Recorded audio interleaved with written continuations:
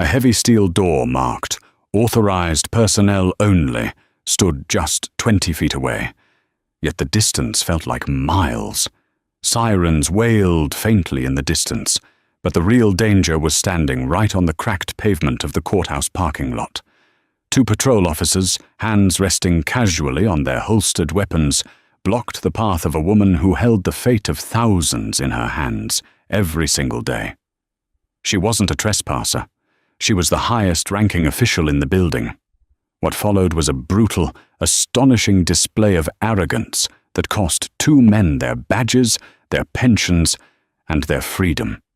The bitter wind whipping off the Scioto River in downtown Columbus, Ohio, carried the distinct, biting chill of an early November morning.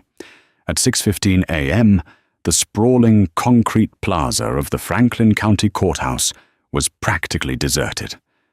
The sky was still a bruised, pre-dawn purple, casting long, imposing shadows across the brutalist architecture of the legal complex. Judge Valerie Sterling navigated her dark blue Lexus sedan into the rear alleyway that led to the restricted surface lot. At 58 years old, Valerie had spent over 2 decades navigating the treacherous, male-dominated waters of the state's criminal justice system. She had started as a relentless assistant district attorney, clawing her way up the ranks through sheer brilliance and an unyielding work ethic, eventually earning her seat on the Superior Court bench. She was known among defense attorneys and prosecutors alike as a jurist of uncompromising fairness and formidable intellect. She did not suffer fools, and she possessed a terrifyingly encyclopedic knowledge of the Ohio Revised Code. Normally, Valerie parked in the subterranean VIP garage, swiping her secure badge to glide past the reinforced gates.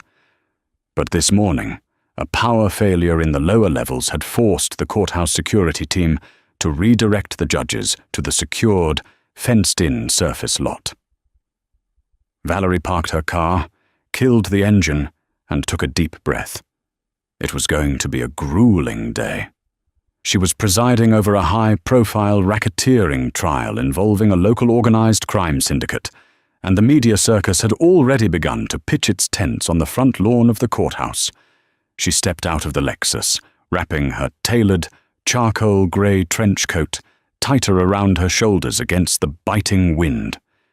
In her right hand, she gripped a heavy, scuffed leather briefcase containing hundreds of pages of confidential case files. She locked her car and began the short walk toward the heavy steel door reserved strictly for judges and senior administrative staff. She was roughly 30 feet from the entrance when the harsh, blinding beam of a police spotlight hit her square in the back, illuminating her like a deer in the headlights. "Hey, you! Stop right there!" a voice barked over a cruiser's external PA system. Valerie paused. She blinked against the glaring light, turning slowly to face the source.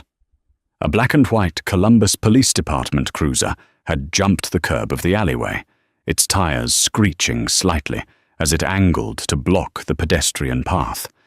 The vehicle's red and blue light bar remained off, but the blinding halogen spotlight was pinned directly on her face, making it impossible to see the men inside. The heavy doors of the cruiser opened with a synchronized thud. 2 officers stepped out into the frigid air. Officer Derek Higgins was a 12-year veteran of the force. Broad-shouldered, thick-necked, and possessing a permanent scowl, Higgins had a reputation in his precinct as a bully, a man who had been passed over for a sergeant's promotion 3 times and carried the resulting chip on his shoulder like a badge of honor. His partner, Officer Kevin Bradley, was a rookie, barely 6 months out of the academy. Nervous, eager to please his veteran training officer, and disastrously inexperienced, Bradley kept his hand hovering nervously near his duty belt. "I said stay put," Higgins commanded, his boots crunching loudly on the frosted asphalt as he closed the distance. "Keep your hands where I can see them."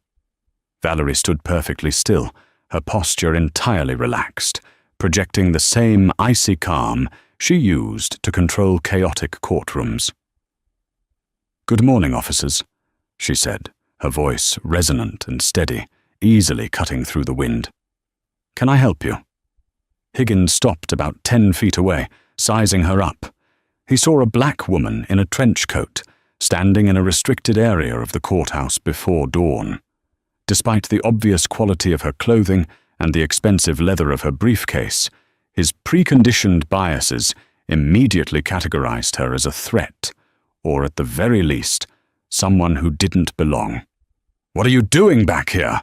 Higgins demanded, resting his right hand on his radio, his left thumb tucked into his duty belt. "This is a restricted access lot. City personnel only." "I am well aware of the parking restrictions, officer," Valerie replied, her tone polite but firm. "I work here.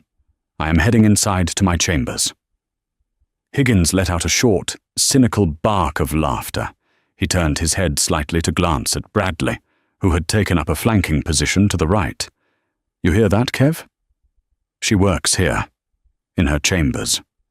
Higgins turned his attention back to Valerie, his expression hardening into a sneer. "Listen, lady. The janitorial entrance is around the front, on the east side, and their shift doesn't start until 7. So I'll ask you one more time. What are you doing creeping around the judge's lot?" Valerie felt a familiar, cold spike of anger in her chest, but she did not let it reach her face. She had spent her entire life dealing with men like Higgins, men who looked at her and saw only their own limitations and prejudices reflected back at them. "I am not a member of the custodial staff," Valerie stated, her words enunciated with razor-sharp precision. "My name is Valerie Sterling. I am a Superior Court judge for Franklin County. Now, if you will excuse me, I have a very busy docket this morning, and I need to get inside." She turned back toward the heavy steel door and took a single step. "I didn't say you were dismissed," Higgins roared, his temper flaring instantly at the perceived disrespect.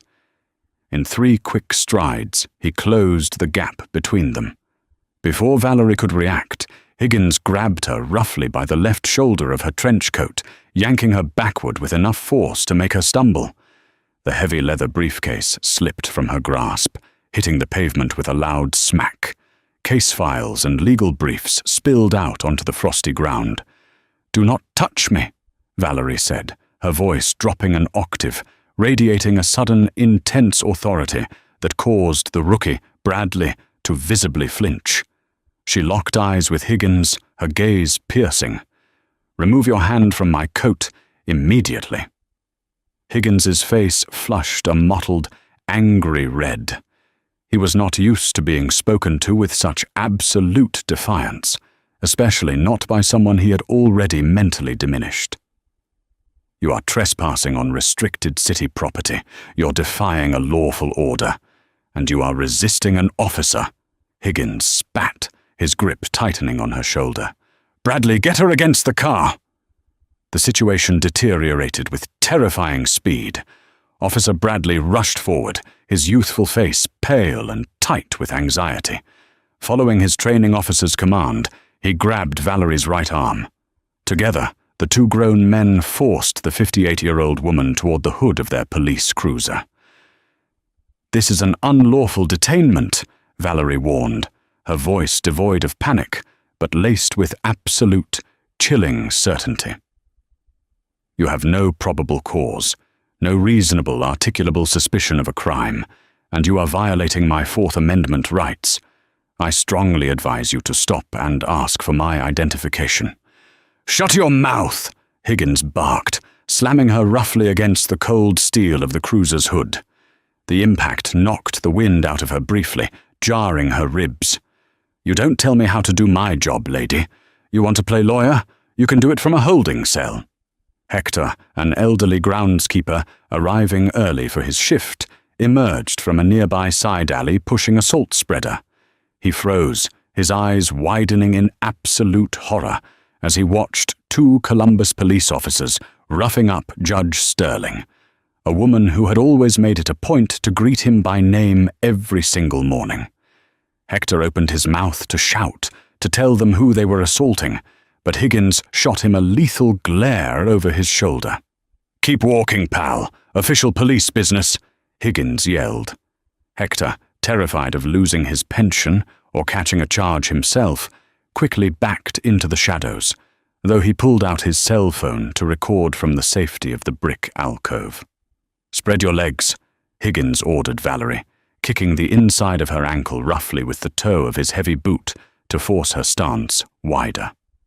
Valerie complied, her mind racing, cataloguing every single procedural violation, every physical assault, every breach of department protocol, failure to de-escalate, unlawful use of force, false imprisonment, assault under the color of authority.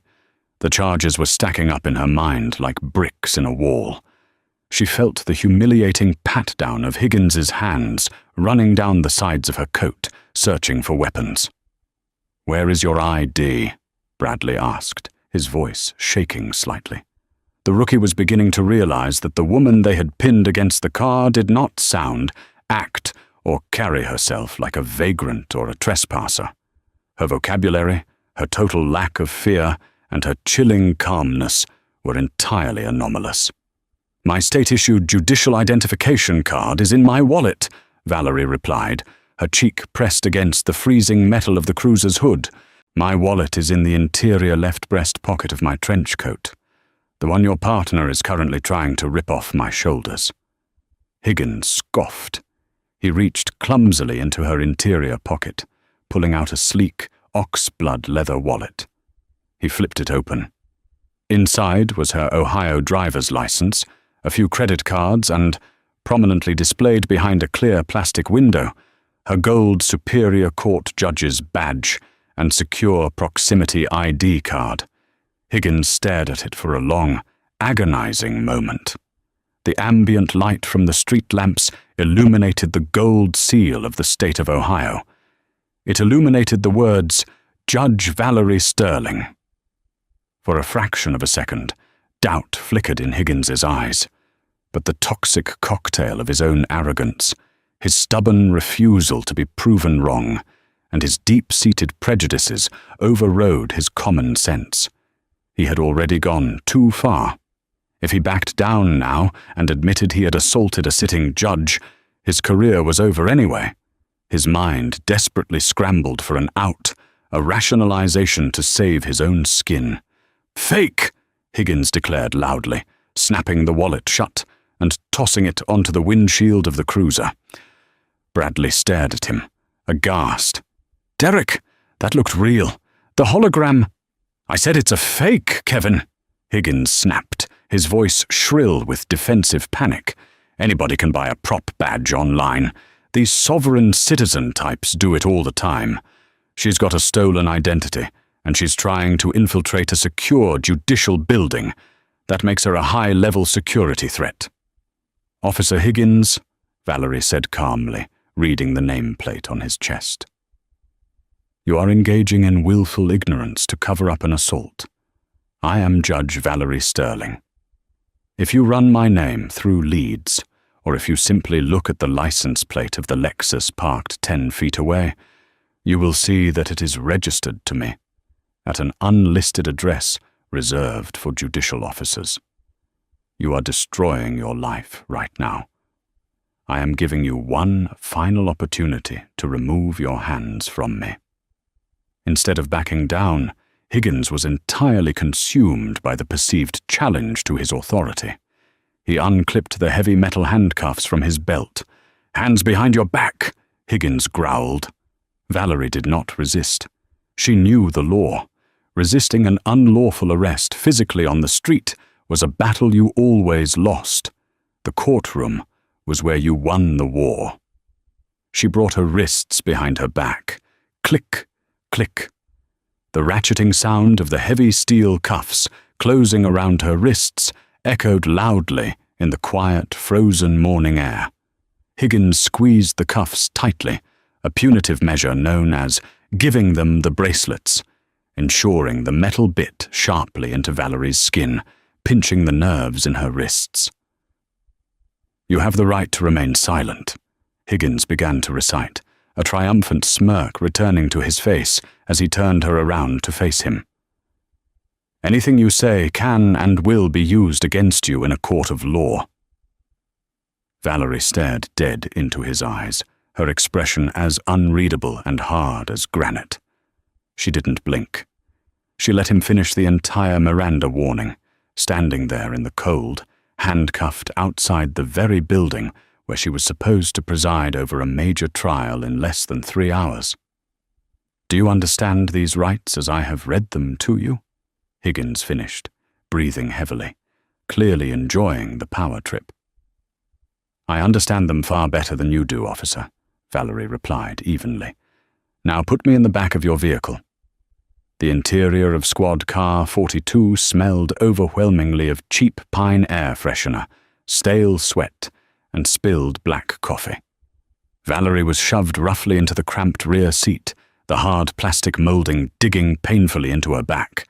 Her arms, bound tightly behind her, ached with a dull, throbbing intensity, but she forced herself to sit upright, maintaining her dignity. Higgins and Bradley slid into the front seats, the thick plexiglass partition separating them from their prisoner. "Run her plates," Higgins commanded, pointing at the dark blue Lexus sitting in the lot. "Let's get this sovereign citizen nut job processed. Trespassing, resisting arrest, falsifying official identification. The DA is going to love this." Bradley, looking visibly nauseous and sweating despite the freezing weather, turned to the mobile data terminal, MDT, mounted between the seats. His fingers trembled as he typed in the license plate number of the Lexus. He hit Enter. The screen loaded for a second. Then it flashed bright red. "Restricted record. Judicial privilege. Level 1. Clearance required. Contact dispatch for override." Bradley swallowed hard. The silence in the front seat was deafening. He slowly turned his head to look at Higgins, whose eyes were fixed on the glowing red screen. "Derek," Bradley whispered, his voice cracking. "It's a restricted plate.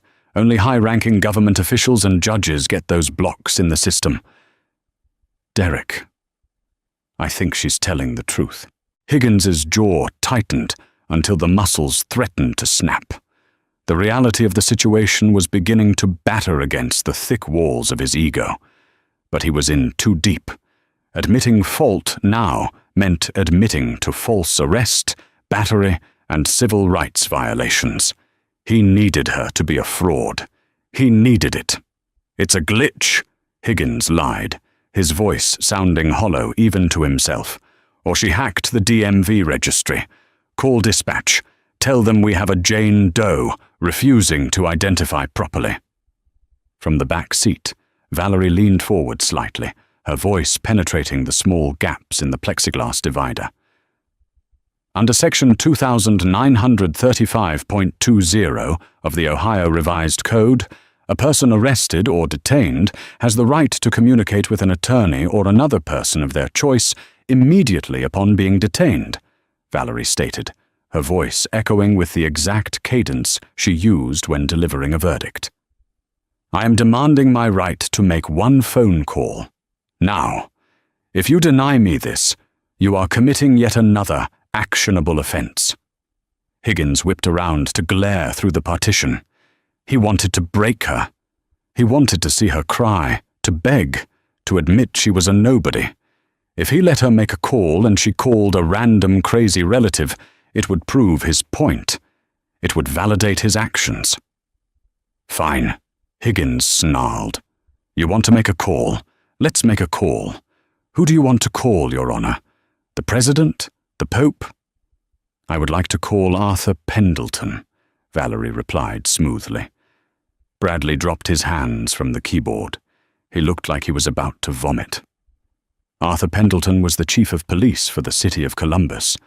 He was the man who signed their paychecks, approved their leave, and possessed the absolute authority to strip them of their badges. "You're full of it," Higgins scoffed, though a bead of cold sweat finally broke out on his forehead. "You don't know the chief." My cell phone is in the right pocket of my trench coat. Pass it back here. Dial the number in my favorites listed under Artie and put it on speakerphone, Valerie instructed. She spoke not as a prisoner, but as a commanding officer giving an absolute directive to a subordinate. Driven by a morbid, self-destructive curiosity and a desperate hope that she was bluffing, Higgins got out of the car, opened the rear door, and fished the smartphone out of her pocket. The screen required facial recognition. He held it up to Valerie's face.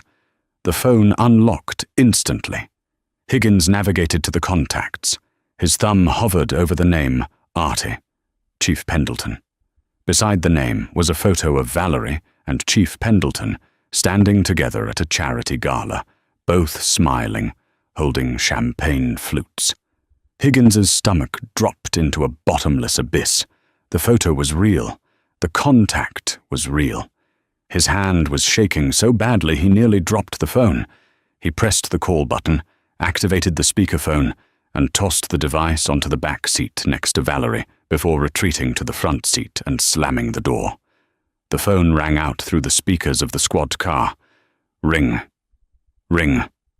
Every second felt like an hour to Officer Bradley, who had buried his face in his hands. Click. Valerie? A deep, gravelly voice answered. The voice was instantly recognizable to any cop in Columbus. It was Chief Pendleton. He sounded groggy but alert. It's 6:40 in the morning. Is everything all right with the RICO trial? Good morning, Arthur, Valerie said, projecting her voice toward the phone beside her. I apologize for waking you. I'm afraid there's been a slight complication regarding my arrival at the courthouse this morning. What's wrong? Pendleton's voice shifted instantly from casual to sharp and authoritative. Security threat. Do I need to send a tactical team to your location? No, Arthur. That won't be necessary, Valerie replied, her eyes locked onto the back of Higgins's head through the plexiglass. I am currently handcuffed in the back of Squad Car 42, parked in the restricted rear lot of the Franklin County Courthouse.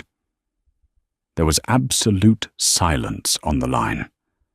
For 5 agonizing seconds, the only sound in the cruiser was the rough, panicked breathing of Officer Higgins. When Chief Pendleton finally spoke again, the sheer, unadulterated fury in his voice caused the windows of the cruiser to seemingly rattle. You are what? I was assaulted, forcefully detained, illegally searched, and handcuffed by Officer Derek Higgins and Officer Kevin Bradley, Valerie stated methodically, ensuring the recording system of the cruiser captured every single word. Officer Higgins threw my case files onto the wet pavement and explicitly ignored my judicial identification, claiming it was fraudulent. Mother of God, Pendleton whispered. The sound of him throwing off his bedsheets and grabbing his keys was audible through the speaker. Valerie, Judge Sterling, I am so profoundly sorry. Are you injured? My wrists are bruised and my shoulder is strained, but I do not require immediate medical attention, Valerie said. However, I require these handcuffs removed, and I require these men dealt with. Officer Higgins! Pendleton's voice roared through the small speaker, so loud it clipped the phone's audio. Are you listening to this, you absolute disgrace of a human being? Higgins slowly picked up his radio microphone, his hand trembling violently. Yes, Chief, I'm here. You take her off speakerphone right now, you miserable son of a bitch, Pendleton ordered, his voice cold, quiet, and promising total destruction. Pick up that phone and put it to your ear. We are going to have a very short conversation about the end of your life as a police officer. Higgins slowly unbuckled his seatbelt. The color had completely vanished from his face, leaving him a sickening shade of ash gray. He looked at Bradley, but the rookie refused to meet his eyes, staring blankly out the windshield at the ruined trajectory of his own life. Higgins opened the rear door and picked up the phone. He pressed it to his ear. Chief, Higgins managed to croak. What Chief Pendleton said next would not only terminate Higgins's career before the sun fully rose, but it would set in motion a chain of legal consequences that neither officer could ever have comprehended when they decided to bully a woman in a trench coat. The 15 minutes it took for Chief Arthur Pendleton to arrive felt like a suspended eternity. Inside Squad Car 42, the oppressive silence was thick enough to suffocate. Officer Kevin Bradley sat rigidly in the driver's seat, his hands gripping the steering wheel so tightly his knuckles were bone white. Beside him, Officer Derek Higgins stared blankly through the windshield, his chest rising and falling in shallow, erratic gasps. The bravado that had fueled his aggression just 30 minutes prior had entirely evaporated, replaced by the chilling, paralyzing dread of a man watching the foundation of his life crumble into dust. In the back seat, Judge Valerie Sterling remained perfectly still. The steel cuffs dug relentlessly into her wrists, her shoulders screaming in protest from the awkward angle, but she did not shift. She did not complain. She simply waited, her eyes burning holes into the back of Higgins's neck. At exactly 6:58 a.m., the pre-dawn gloom of the courthouse alleyway was shattered by the strobe-like explosion of red and blue LED lights. An unmarked black Chevrolet Tahoe tore around the corner, its tires screeching against the frost-heaved pavement. It did not park neatly. It angled aggressively, boxing the patrol cruiser in completely. Before the Tahoe had even fully stopped, all 4 doors flew open. Chief Pendleton, wearing a heavy overcoat hastily thrown over his uniform trousers, stepped out into the freezing wind. He was a mountain of a man, a 30-year veteran of the force who commanded absolute respect. He was not alone. Accompanying him were 2 grim-faced detectives in dark suits, Captain Gregory Hayes and Lieutenant Maria Rostova from the Internal Affairs Bureau. Pendleton did not walk. He marched toward the cruiser like a guided missile. Higgins swallowed hard and opened his door, stepping out on trembling legs. "Chief, I can explain." "Do not speak!" Pendleton roared, his voice echoing off the concrete walls of the courthouse. The absolute fury in his eyes caused Higgins to physically recoil, stumbling backward against his own door. "Do not open your mouth. Do not move. Do not breathe a single word until you are spoken to by Internal Affairs. Give me your keys." "Chief, I said give me the keys, Higgins!" Pendleton shouted, stepping into Higgins's personal space, towering over him. With shaking hands, Higgins unclipped the universal handcuff key from his duty belt and handed it over. Pendleton snatched it away and immediately moved to the rear door of the cruiser. He yanked it open, the harsh interior dome light illuminating Valerie in the back seat. Pendleton's jaw tightened visibly as he saw the highest-ranking criminal judge in Franklin County shoved into the hard plastic molding of the cage, her hands bound behind her back. "Judge Sterling, I am deeply sorry," Pendleton said, his voice dropping to a low, tight register of pure mortification. He leaned in, expertly inserting the key into the double-locked mechanism. Click, click. The heavy steel fell away. Valerie brought her arms forward slowly, wincing as blood rushed painfully back into her numb fingers. Deep, angry red indentations circled both of her wrists. She rubbed them meticulously, her face an unreadable mask of stoic endurance. She stepped out of the cramped vehicle, standing tall in the freezing air, smoothing the front of her tailored trench coat. "Thank you, Arthur," Valerie said, her voice steady and unnervingly calm. She looked past the chief, locking eyes with Higgins, who was currently being flanked by Captain Hayes and Lieutenant Rostova. "I advised your officers that they were violating my Fourth Amendment rights. I advised them of my identity. I offered my official credentials. Officer Higgins actively discarded my identification, threw my confidential case files onto the pavement, and initiated an unlawful physical assault. Pendleton closed his eyes for a brief second, absorbing the catastrophic magnitude of the liability. He turned back to the two officers. "Officer Bradley," Pendleton said sharply. The rookie scrambled out of the car, looking like he was about to faint. "Did you witness Officer Higgins discard Judge Sterling's identification?" Bradley looked at his training officer. Higgins shot him a desperate, pleading glare, a silent demand to adhere to the thin blue line. But Bradley was looking at the chief, the internal affairs detectives, and the sitting superior court judge. The line had already been obliterated. "Yes, sir," Bradley stammered, his voice breaking. "She told us the badge was in her pocket.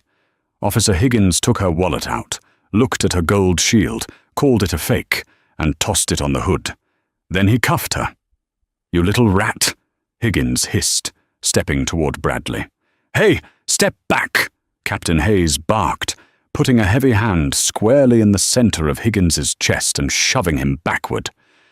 "She was trespassing," Higgins shouted, desperation finally breaking his silence. "It's a secure lot. She wouldn't cooperate. I'm calling my union rep. I know my Garrity rights. I want Bill Sanderson down here right now." Lieutenant Rostover pulled a smartphone from her pocket, dialed a number, and put it on speakerphone, holding it up in the cold air. The phone rang twice. "Sanderson," a gruff voice answered. It was William Sanderson, the powerful head of the local Fraternal Order of Police. "Bill, it's Maria Rostova, IAB. I have Officer Derek Higgins here requesting representation," Rostova said flatly. "We are currently standing in the restricted judges' lot, behind the superior courthouse."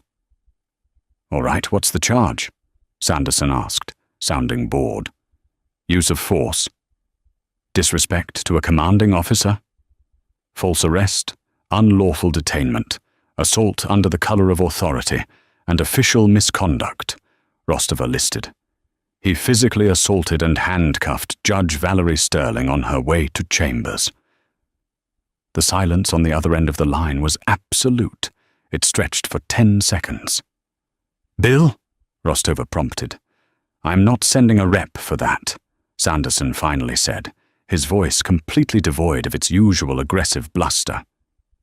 "The union provides legal defense for officers acting within the scope of their duties.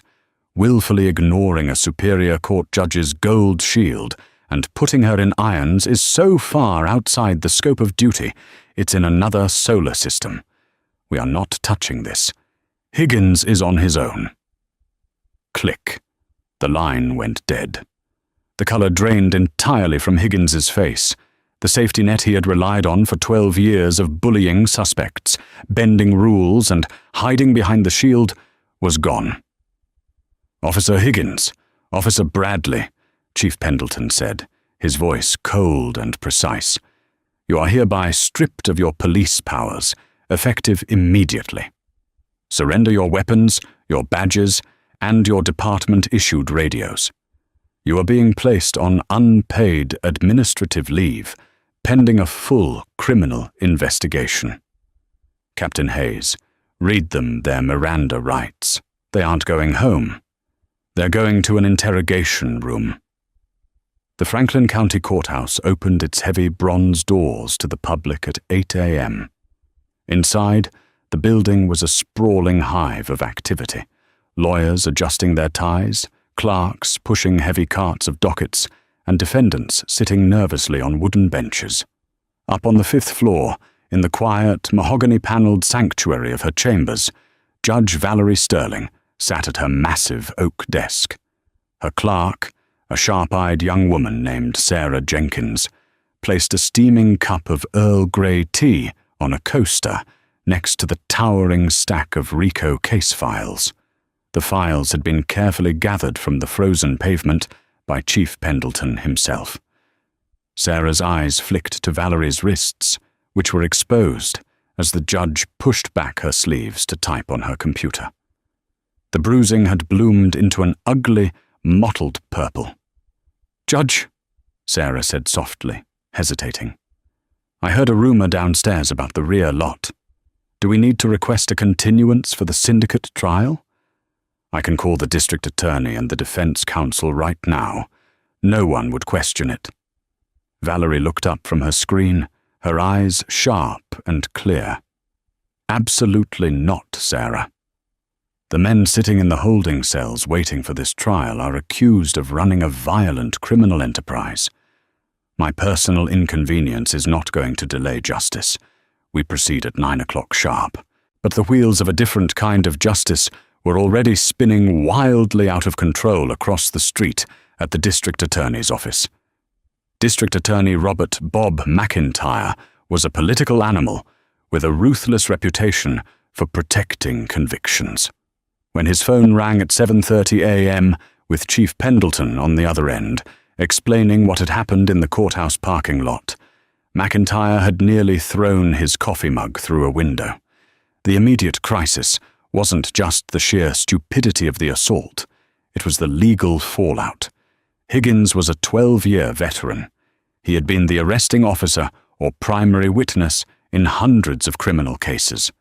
If it was proven in court that Higgins harbored explicit racial biases and a willingness to falsify reports, evidenced by his claim that a real judicial badge was fake to justify an arrest, every single defense attorney in the state was going to file appeals to have their clients' convictions overturned. Higgins hadn't just ended his own career. He had potentially detonated a bomb in the middle of the DA's archives. McIntyre marched directly to the IAB holding cells at police headquarters. Higgins was sitting in a windowless room, entirely stripped of his authority. He was wearing an orange county-issue jumpsuit, his badge and gun replaced by paper slippers. He was staring at the metal table, his mind desperately trying to construct a narrative of qualified immunity. I made a mistake in the heat of the moment. It was dark. I thought she was a threat. That was the standard defense. It had worked a dozen times before for other cops. The heavy metal door banged open. McIntyre walked in, followed closely by Captain Hayes and an unfamiliar man in a sharp federal suit. "Derek Higgins," McIntyre said, not taking a seat. He loomed over the table. "You have requested a public defender, and he is on his way. But before he gets here to negotiate a plea deal that I will absolutely reject, I want to make sure you understand exactly what you've done." "It was a mistake," Higgins muttered, looking at the table. "I have qualified immunity. I was acting in good faith." McIntyre let out a sharp, incredulous laugh. "Good faith? We have the dashcam footage, Higgins. We have the bodycam audio. You explicitly stated the badge was fake without verifying it. You willfully ignored her identity to satisfy your own ego. Qualified immunity protects officers who make reasonable mistakes regarding established law. There is no universe where detaining a judge who has identified herself is legally reasonable. You pierced the veil of your own immunity the second you threw her wallet on the hood." The man in the suit stepped forward, placing a sleek leather folder on the metal table. "Mr. Higgins, I am Special Agent Richard Kessler with the Federal Bureau of Investigation, Civil Rights Division. Due to the egregious nature of your actions against a sitting judicial officer, this is no longer just a local matter." Higgins looked up, genuine terror finally breaking through his stubborn denial. "The FBI? Title 18, United States Code, Section 242, Kessler recited, his voice devoid of any emotion. "Deprivation of rights under color of law. You used your badge to willfully deprive an American citizen of their constitutional rights against unreasonable search and seizure, and you used excessive force to do so. Because a weapon was present on your hip during the commission of this felony, it carries a maximum penalty of 10 years in a federal penitentiary." Higgins's mouth opened, but no sound came out. The air seemed to be sucked entirely from the small interrogation room. "And that's just the federal side," McIntyre added, leaning in closer, his voice dropping to a lethal whisper. "I am personally filing state charges against you. Aggravated assault, false imprisonment, official oppression, and tampering with governmental records. You thought you could act like a tyrant in the dark, Derek, but you picked the wrong woman, in the wrong parking lot, on the wrong day." Meanwhile, in an adjacent interrogation room, Rookie Officer Kevin Bradley was sobbing into his hands. His public defender sat beside him, reviewing a printed document. "Listen to me, Kevin," the defender said quietly. "They want Higgins. He's the veteran. He's the bad apple. He initiated the physical contact. The DA is offering you a deal. If you testify fully and truthfully against Higgins in both the state trial and the federal civil rights investigation, they will drop the felony false imprisonment charges against you." Bradley wiped his eyes, his chest heaving. Will I keep my badge?" The lawyer looked at him with a mixture of pity and finality. "No, Kevin. You're never going to be a cop again. You're going to plead guilty to a single misdemeanor count of official misconduct, and you'll surrender your post-certification forever. But you won't go to prison. Higgins is going to prison. Take the deal." By noon that day, the story had broken. Someone inside the department had leaked the dashcam footage to a local news syndicate. The video of the arrogant, aggressive officer throwing Judge Valerie Sterling's case files onto the ground and slamming her against the cruiser played on a loop across every major television network in the country. The hard karma was instantaneous and absolute. As Valerie sat in her courtroom, expertly navigating the complex legal arguments of the RICO trial with her usual unmatched brilliance, the men who had assaulted her were being frog-marched in handcuffs through the booking area of the very county jail they had filled for over a decade. Within 48 hours, the dash-cam footage from Squad Car 42 was not just a local news item, it was a national inferno. The video was dissected on prime-time cable news panels, analyzed by legal experts, and shared millions of times across every social media platform.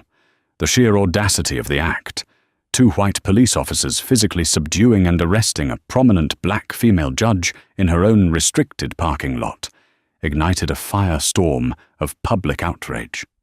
Protesters gathered on the steps of the Franklin County Courthouse, but they weren't protesting the justice system. They were rallying in support of Judge Valerie Sterling. Signs bearing slogans like "Respect the Bench" and "No one is above the law" filled the plaza.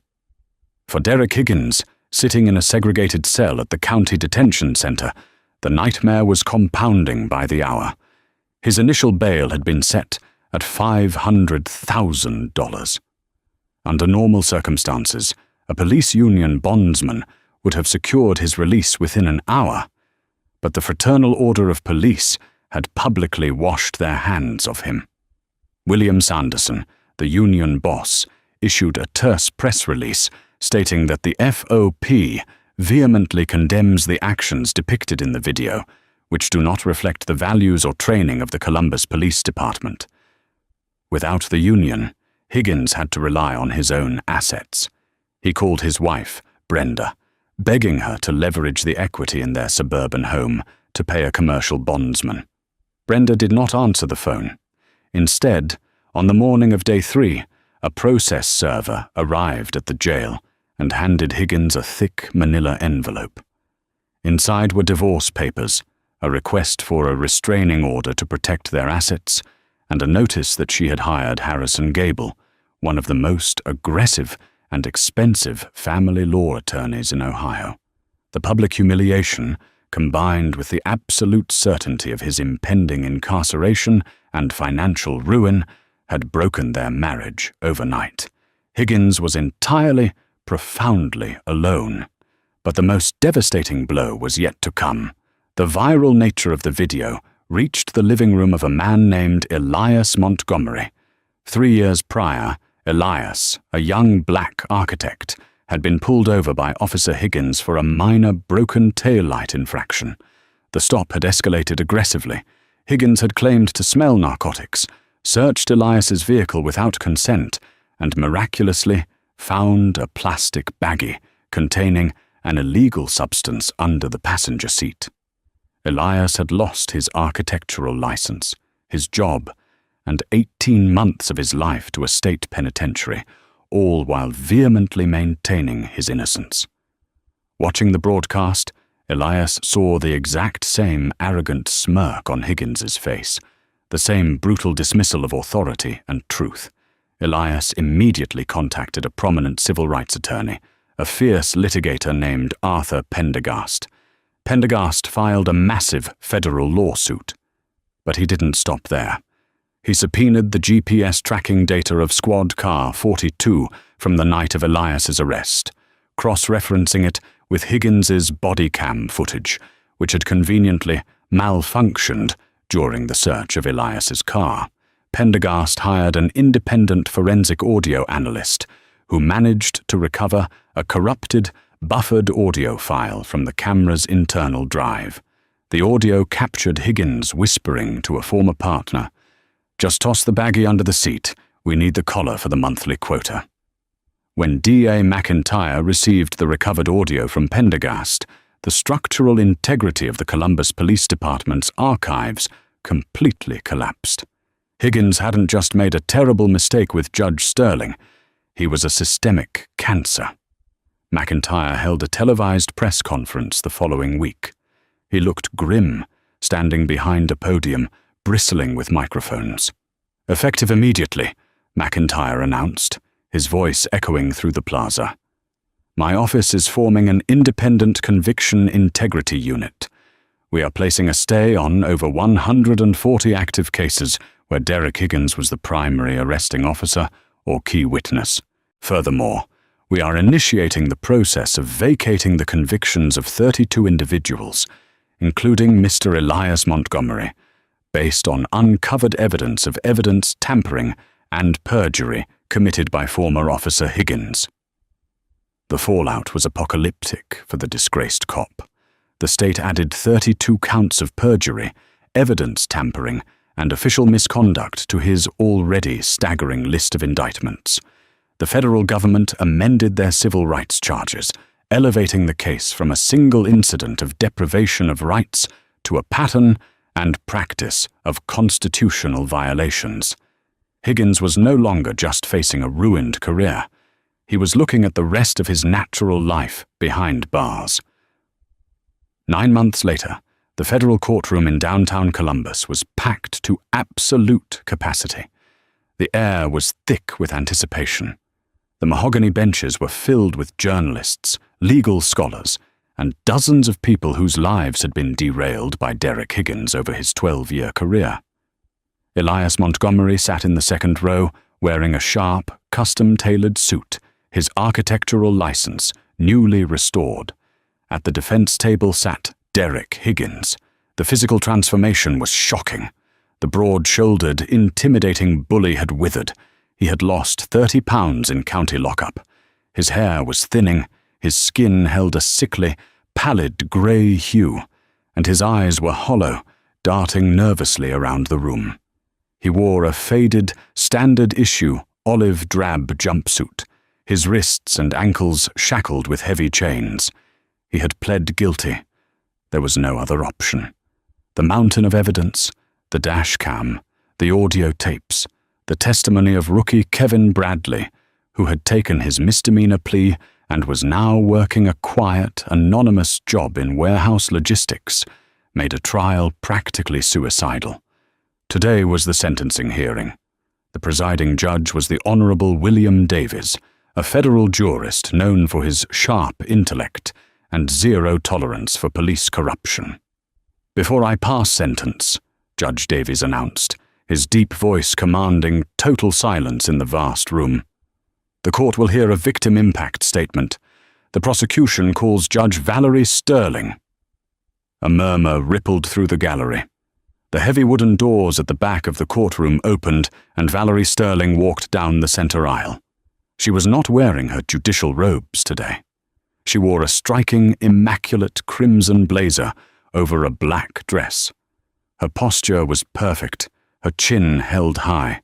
She radiated an aura of absolute, unbreakable strength. She stepped up to the podium, adjusting the microphone. She did not look at the jury box. She did not look at the gallery.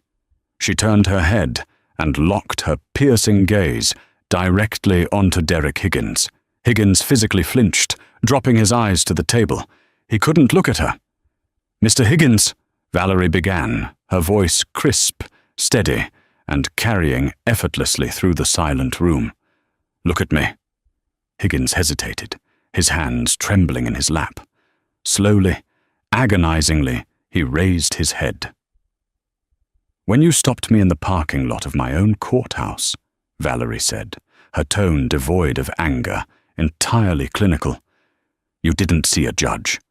You didn't see a lawyer or a citizen or even a human being worthy of basic dignity. You saw a target. You saw an opportunity to exercise petty, unearned tyranny. You assumed, because of your own deep-seated ignorance, that my success was a fraud and your authority was absolute." She paused, letting the silence hang in the air like a blade. "But you fundamentally misunderstood what power actually is. Power is not a badge. It is not a gun. And it is certainly not the ability to force a woman against the hood of a car in the dark. Power is the law. Power is the truth. I told you that morning that you were destroying your own life, and you laughed at me. You are not laughing today." Valerie gripped the edges of the podium. "I am not standing here seeking revenge. The justice system does not deal in revenge. It deals in consequence. Your actions on that morning exposed a rot that had infected hundreds of cases and ruined innocent lives. In your attempt to humiliate me, you triggered your own absolute destruction. I ask the court to impose the maximum penalty allowable by law, not just for what you did to me, but for every person you abused when there were no cameras rolling." Valerie stepped down from the podium and walked back down the aisle, her heels clicking rhythmically against the hardwood floor. Judge Davies adjusted his glasses, looking down at the broken man at the defense table. "Derek Higgins," Davies said, his voice echoing with absolute finality. "You were entrusted with a badge and a gun to protect the citizens of this state. Instead, you weaponized that trust to feed your own prejudices and your own ego. You are a disgrace to the uniform and a danger to the very foundation of civil liberty." Davies picked up his wooden gavel. "On the federal charges of deprivation of civil rights, I sentence you to 120 months in federal prison. On the state charges of perjury, evidence tampering, and aggravated assault, I sentence you to an additional 240 months to be served consecutively. You will serve no less than 25 years before you are eligible for parole." Bang!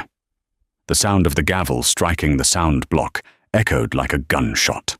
Two federal marshals stepped forward, hauling Higgins to his feet by his armpits. His knees buckled under the weight of the sentence. 30 years. He would be an old, broken man before he ever saw the outside of a prison wall again. As he was dragged through the side door of the courtroom, the chains around his ankles rattling loudly against the floor, he caught one final glimpse of the gallery.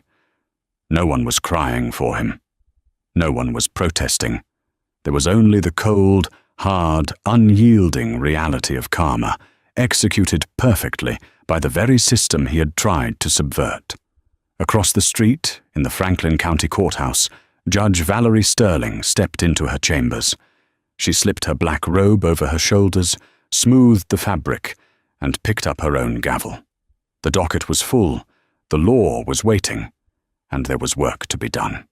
The story of Judge Valerie Sterling is a chilling reminder that arrogance and prejudice are the ultimate architects of their own downfall.